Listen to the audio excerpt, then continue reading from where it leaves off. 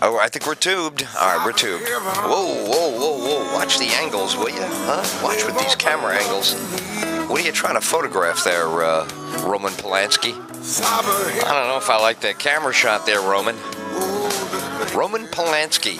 What a shame. He was a great... All right, that's not what Steve Hodak's about. He has not written anything to my knowledge. Who knows? Maybe when we talk to him, a lot of current events in this.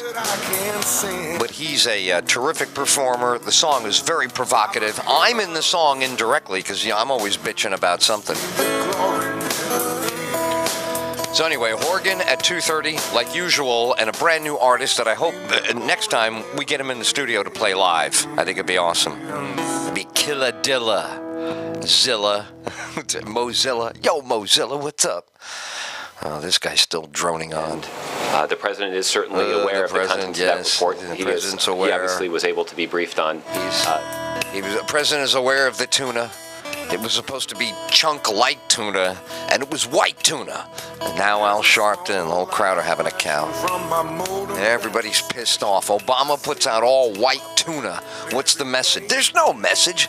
Why didn't he put out chunk light tuna? It's like the whole world. There's a little bit of dark, a little bit of medium. You know, if you want to create a problem, I guess you can. I'll share some pictures of my food-created event that helps the lonely and the lost. This part I like. There's a part of the song, in any song you like, there's always a part to go, oh yeah, boom, I'll jump in. And he's all about the lonely and the lost. I'm like, whoa, hoot. Yikes. Did you see my paperwork or what? They're calling out to me. And the lonely and the lost all go on the computer because the computer doesn't yell back unless you put on one of my videos. Ed Tyll Show, Starcom Radio Network, live on Ustream, on edtillshow.com. We're all over the place. SCMTV.net. That's Starcom Media TV.net. SCMTV.net. Now, audio now, I have the number posted. 231-460-1082. This is the smartest way to use your smartphone to listen. You're like, shouldn't I use an app? No way. App is slowing your phone down, spying on you. Forget the app for now. I mean, I don't know. Some guy's going to, but my app works great. Was I talking to you? I'm talking to new people here who say, I don't know what to do when I get out of range of your station. Online, it's a little expensive to download all of this audio. I'm like, dude, I'm hooking you up. 231-460-1082. It's the Ed Tyll Show. Now, the guys at Domino's Pizza, they love my former associates at Real Radio. There's no question that the station that Ed Tyll, Jim Phillips, Russ and Bo at night, Howard Stern in the morning, that will never be eclipsed in the history of Central Florida. It's like being in the Beatles or something of that whole thing. It's incredible. You're in the original deal. So I'm honored. I had a similar honor in Chicago. Chicago, they tried an experimental format, and they took Steve Dahl, the greatest radio personality ever in the Midwest, and top 2, 3 in the country, and he'll hate me. He'll say, Till, you backstabbing creep. You know I'm the best. Well, all my heroes say that. Howard's the best. Steve's the best. They are all the best. Bob Grant, when he was alive, he was the best. You have to think you're the best. They go, but the problem is, Ed, you think you're the best. Oh, right, exactly. That's a problem for you. Now we're going to call Steve. Cyber heaven. Oh, the things that I can see. Cyber heaven. I also freaked him out 20 minutes ago. I couldn't find his number to put it into the thing on the air. And I'm like, I remember him sending it. I remember seeing it. I have that kind of memory. I have sight memory. You have that? It's great when you're in school as a kid. I just remember what's on the page. Whether I agree with it or not, I don't talk to it. I would just copy it in my head onto it, and they would go, oh, that's excellent. That's very good, Ed. You keep that up, Ed. Great song. It's Cyber Heavens from my buddy right up the street, Steve Hodak. You can hear him play a nice set on Wednesdays at the sports page in Satellite Beach. He'll tell you more about how you can keep up with him, but I can tell you personal experience. Well, he's right next door to Mimi. Now, Mimi and I spoke on the phone. Marcy and I know each other from the florist. And now there's Steve at the sports page. Now, I also know Nikki at the sports page and the Domino's guy. Domino's guy is cool. He loves Real Radio, and I'm honored to be associated with a legend like Real Radio. I mean, not everybody there loves me, but, come on. I'm being me. If I'm being myself, could everybody love me? I guess the answer is yes. Everybody could love me. Some people a lot more than others. You know what I mean? It's going to be disproportionate. It's not going to be even Steven. All right, I know he's in here. I just put him in here. So I got to roll down to the... See, this is crazy. When this thing opens, why doesn't it show me everything I could possibly do? It opens up with a blank screen, and then like it wants me to know everything. It should be the exact opposite of that, right? All right, nice going, Steve.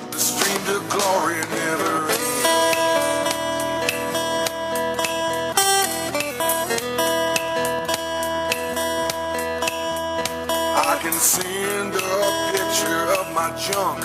That's a mixture photoshopped on a donkey or a moose. I can share a ditty, cut and pasted of a kitty who's feeling kind of dangerous and loose.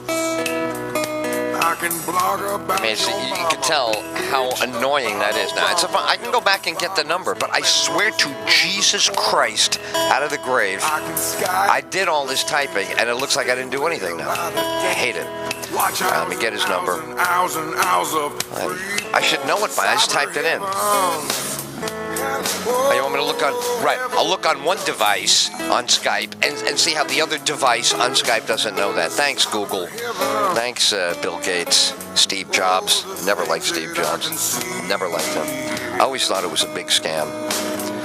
Well, I turned that off to save the Wi-Fi, so we're really going to have to go get it the right way now. You're going to have to go to his email. God, this is it. This is what I love how people say they love the show, and then what they really love, they love this part, where I get my balls busted incredibly anytime I try to do something good.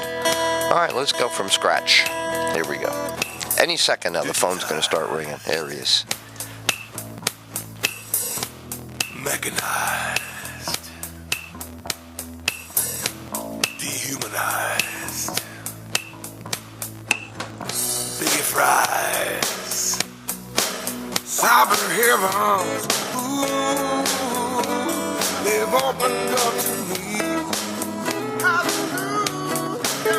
Cyber heavens, oh, the things that I can see.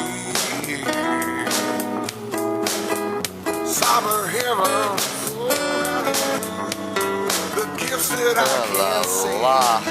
What you do, you just want to blow your brains out. Cyber heaven. All right, good. Here we go. Call phones, right? Paste it right in. But if you knew, tell me it doesn't paste. That's what I'm saying. I did all this. The second time I did it, he's worth it.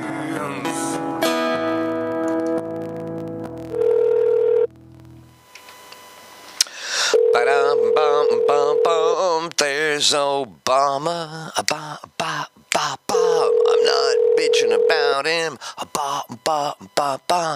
There's Obama. Not bitching at him.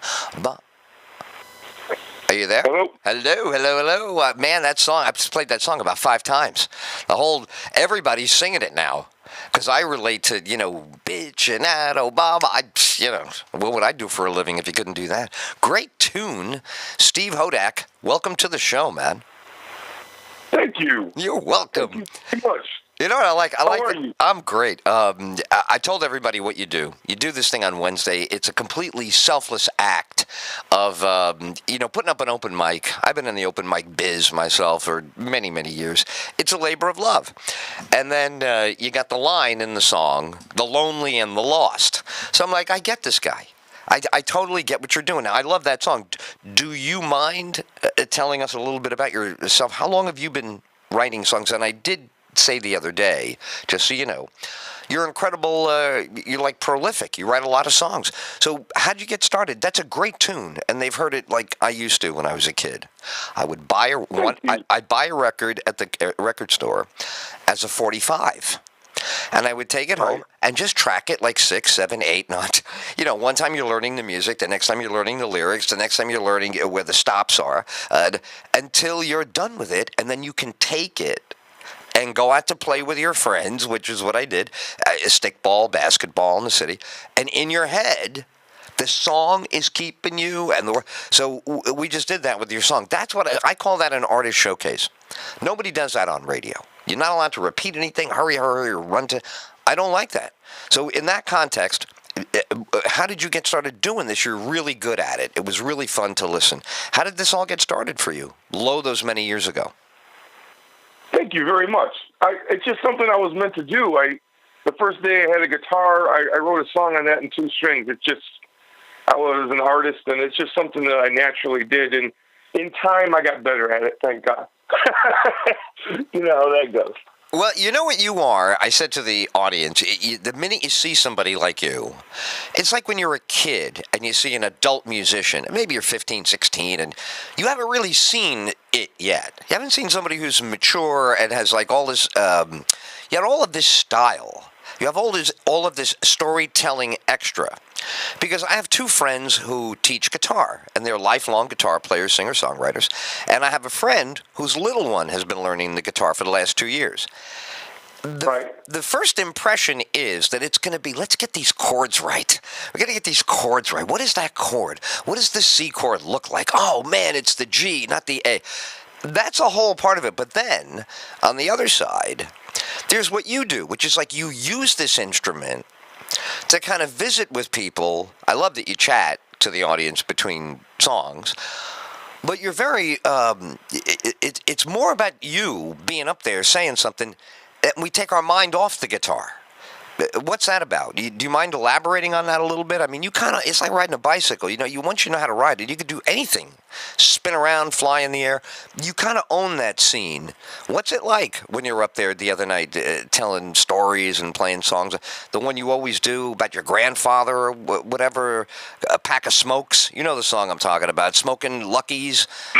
What's that song you play all the time? Oh, that's a John Prine song. Yeah, I love the way you do that song. So what's that about? What's it performing about for you? Let the kids hear it. Yeah. For me, at this point, having played as long as I have, not being the greatest player or the greatest singer, I've learned to use what I have, and I always really, just in the last maybe 3 years, kind of really worked on and just giving myself over to the song. You know what I mean? And almost like a performance piece where you're just really, if it's a beautiful song, a lot of times we hear these songs and we don't really listen to them. You know what I mean? Because we've heard them so much and we got the groove going on. But the words are so prolific and so just beautifully emotional that I try to let myself go to that. And it's about, to me, performing is about connection and sharing. You know what I mean? And I really want to try to connect with people. Yeah, well, I'm saying that's it. You said it so much better. See, that was my clumsy question was leading up to that. That's it. Now, this was a conscious decision, or you accidentally bumped into it and loved it? I've always been drawn to music and drawn to the emotional side of it. So I always was an intimate performer and looking for connection, but it's definitely lately something that I've been really kind of working on. You know what I mean? Is it hard? I mean, do you need to work on it, or do you like kind of just live with it and kind of, it's like, feeling in your own skin. You kind of, wow, this is getting really comfortable. Use a baseball glove every day. Man, this is getting comfortable. Is there a comfort or is there a discovery? What does it feel like as an artist? I think you got it. I think it's that comfort zone of who you really are, and then just getting better at it and letting yourself go to it. To me, it's always been about the song. It's always been about the lyrics. I was that kid. I'd get the LP. I'd get the sleeve. I'd sit there and listen to it. I'd go over all the words. I was always a poet. And the people that do care to listen, if you can relate that to them in an intimate, direct, and honest way, and they can tie into your emotion, I think it's easier for them to let go to it. And so I think you're right. I think it's just something that it's a natural progression of what I've become as opposed to being like the greatest singer or the greatest player. It's more like this guy's really passionate and he's really found the center of this song, and that's what matters. Right. You know what I mean? That's it. Right. To me, that makes it valid art almost to me. That's the crossover, from, I don't know, tribute bands, whatever you want to call it. When you finally live it, make the thing with them, that's the bargain. If that goes commercially crazy, all the better. But even if it never goes commercially crazy, I don't think it takes away any of the value. In my opinion. All right, great. So now the question is, we're kind of similar generation. The world obviously is very heavily present in what you write, Cyber Heavens. So let's go in on this song. This is they've heard it 5 times. So now you can tell, how did it get written? Where do you write? We don't care if it's the toilet. I know everybody wants to know, do you write in the shower? That's least important to us. What's the moment of inspiration like? What's the thing when you hear a melody, you've never plucked it before, but it's in your head, you're going to go find it Tell us about the moment a song begins, and use Cyber Heavens, if you would. Well, that one in particular, I try to write a little bit every day. If something gets me emotionally, then it's almost like I'm starting to put together a puzzle and I have to finish it. You know what I mean? I write a lot of really crappy songs and lines, but if something gets me emotional, then I'm almost like I say, I'm a finisher now, so I've got to put it together. I've got to find that last piece. Essentially, that was the whole, we all go through the things where we're on Facebook, we're going to quit Facebook, where, it's crazy, social media, news in general, negativity, buying into all the crazy stuff, spirituality, someone's telling you to guns, political, you're like, oh my God. So for that one, it just kind of, once I started, came out in like a rush like that. I found the things that I find familiar, the things that I do. You get all these Facebook invites, you get this, you get that, and it's like it just kind of came out and just became what it was. And I kind of tried to mix in a little bit of spirituality of kind of like, you know what I mean, to kind of the whole Cyber Heaven thing. Yeah, now you did. You mentioned it's the second time you used that, so I'm interested right there. When you go through that list of all the things that are in that song, are any of these things real? Like, in other words, what are your thoughts on all of those subjects? Do you have to have thoughts on them, or are you reacting to their existence? These are just, things that are in the mix, and they're bothering you. Or do you have a take on everyone, and that's why they're in the song? You're like, well, how does that go? I think a lot of times I'll start from my own personal experience, and then, of course, artistically embellish as far as what rhymes and what feels good. Right. You know what I mean? But, a lot of it, I have done the Facebook thing for a while, and that's it. That's fun, right? It's fun to have that. You got something to play with, right? In other words, you get something first, and then you can play with it and make it your own. Okay, so let's start with Facebook. Did I tell you, or did I tell the other guy the other night? I'm doing comedy in 2004 on a gig one night, empty train station. And my good friend who was on the show and now we're the only 2 adults talking, and she's just bubbly about this thing's existence. And I am pissed that somebody I like and respect wants to see this. I'm already thinking my space should be a canary in a coal mine. This is a vast wasteland of nothing. But she couldn't be happy. So right away, day one with Facebook, we were off to the wrong start. Of course, I'm on it with 99 pages and 5 profiles and my whole name and then half of my name and the name of my... I played this... So to me, I'm genuinely still irritated by it. Where are you at with Facebook? Say that one more time. I said at the end of it, where are you at with Facebook? I'm telling you where I'm at. Where are you at with Facebook? Like it, hate it? I try to really, as much as I can, concentrate on the positive things because the negative things will take me over. The positive thing is I can write a song today, put it on the internet, and share it with people all over the world. Right on. So you don't get bogged down. The negativity is I get a direct reflection of the state of our culture right now, and sometimes I'm overwhelmed. Right, exactly. You love it when they love you, but you're amazed at some of the other things they love, right? Isn't that always... Listen, now I want to ask about playing out as a musician, because you're so comfortable in this dark Wednesday night kind of cool artistic thing. Where else do you play out? And what have you enjoyed? What do you enjoy playing out most as? Do you ever play in a band? Do you always go as a solo? Tell us how it is. I've always done the solo. It's what I do for a living, so it allows me to make the most amount of money. And I've gotten good at it and comfortable in it. A lot of guys I know have done the band thing, and then they do the solo thing, and they miss the band thing. I don't have that luxury, so it's kind of nice not knowing what I'm missing because I never did it. So you're good with the really going... Now, it's not really alone, right? You must have musician friends, or is it really you, the guitar, the stage, the audience, and a can of beans? Or, you know what I mean? Like what we see on TV. Is it solitary? Because a band like comedians, they go out after the gig, even though they're broke. They go to a diner, they all order coffee, annoy the guy, get one order of toast, split it, but they congregate. Are you a congregant? Are you a congregant with other artists? Most definitely, and that is one of the things that when I started playing, before I started playing out, when I was, too timid to do anything, I would see these bands and they would play and they would get up and play on each other's stages. And I wanted that more than anything. I wanted the community of it. And I am part of this musical community, and that really feels really good. I'm one of the guys, but I'm one of the guys, I'm like that, I'm another artist. I'm another musician. So, I am definitely drawn to the community, like-minded individuals, because at other places, if I talk about what I'm talking about with you and other musicians, they're like, okay.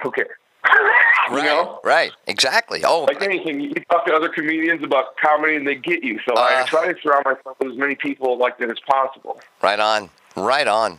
So now that you are kind of in this good space, are you longing to, or maybe it's already underway, gonna put out some kind of album, CD, downloads, or anything, or do you simply float it and just get groundswell under you? I'm always looking to expand and try new things. I think the whole social media thing is going to change. I would like to experiment with how to make money with it, but how to make money without so many people in between getting something. You know what I mean? There's got to be a way to do that. I haven't figured that out yet. What do you but if I don't make money... It's a great topic. That's a great topic. What is the obvious first big challenge? If you say to yourself, look, all right, I don't want to do iTunes. You could do all that stuff, but let's say you do all that stuff, and you're making 2 cents on 99.